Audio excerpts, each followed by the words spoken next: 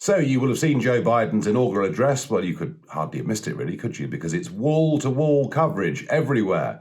The delightful, lovely, kindly, nice Joe Biden is now the 46th president of the USA. And that nasty man, oh, he's gone to Florida. We won't hear of his likes again. Well, interesting. The main theme of the speech was unity, a divided America that now must unite around a new president. And everybody, wall to wall, left and right in the media, are praiseworthy of the Biden speech.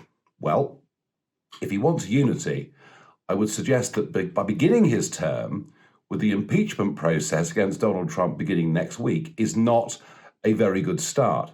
Particularly so, as Lord Ashcroft's polling shows, that 2/3 of Trump voters think he's done nothing wrong at all and question the election result. That's 50 million people immediately who are going to be enraged that they see their man being gone after in a very vindictive manner. So I don't think an impeachment process, Mr. Biden, that will dominate for goodness knows how many weeks all the news headlines is a great way of bringing America together, or I would suggest of beginning your presidency.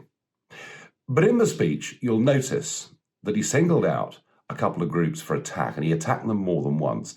In particular, he of course talked about the storming of the Capitol as if it was the only violent event that America had seen over the course of the last year. And twice he said that, it's unacceptable that we have white supremacists in our country. Well, Mr. Biden, I agree with you. These are very, very bad people. But there's a problem here. 500,000 people were in DC on that day. They're not all white supremacists. Only a small percentage of them actually stormed the Capitol building. And you're kind of making the same mistake that Hillary Clinton made when she talked about the deplorables, because you're saying to those 500,000, somehow you're all really bad people. But I was waiting for the balance in the speech. I was waiting for the moment when Biden talked about the divide on the left and the problems that they've caused over the last year. But of course, I didn't hear a single thing. And that's because, firstly, Joe Biden is completely in denial about Antifa.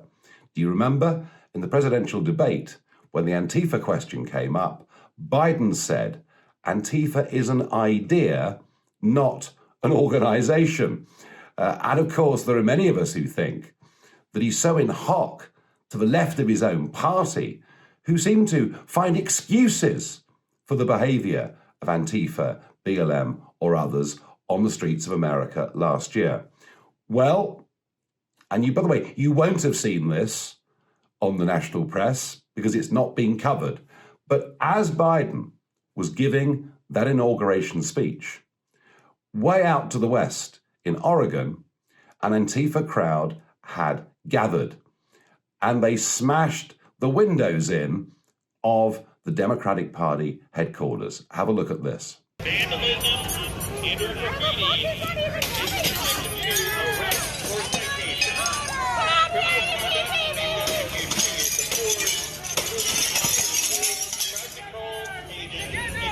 weapons.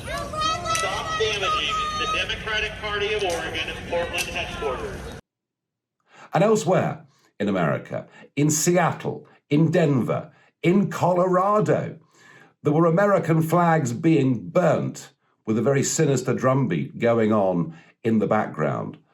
Shops vandalized, small businesses ruined, a courthouse attacked and its windows smashed in. But I think most tellingly of all was the banner in Oregon. Have a look at it.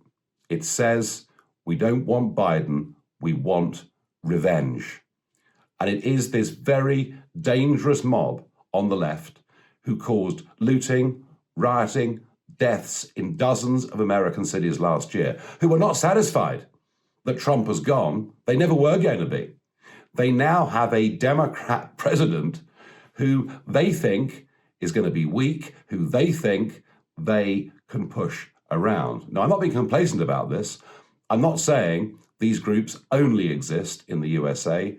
They don't, of course, because we saw some specimens ourselves of appalling behaviour in the United Kingdom last year, whether it was the desecration of the cenotaph, the daubing of the Winston Churchill statue, the choosing of which statues should come down and be thrown in rivers. The whole cancel culture is up and running and alive and well. And I have to say this, that if Joe Biden wants there to be unity and peace in America, he better get out of denial pretty damn quickly. He better recognize that there's wrong on both sides of this, but that the storming of the Capitol is just one very bad example compared to dozens that have been committed by Antifa and others. Joe Biden better come off the fence. He better condemn violence, thuggery, vandalism, looting from whichever side of the divide it comes.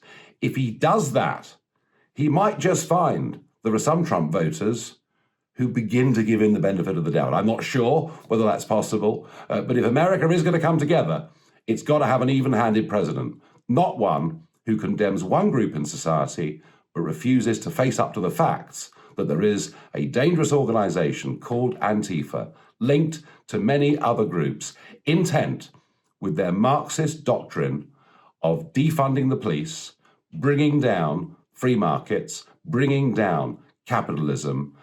Anarchy and chaos and violence are their way forward, and it's about time the Democrats and Joe Biden called them out. Otherwise, you can forget unity. Remember that slogan. We don't want Biden, we want revenge. That is dangerous. It needs to be stopped.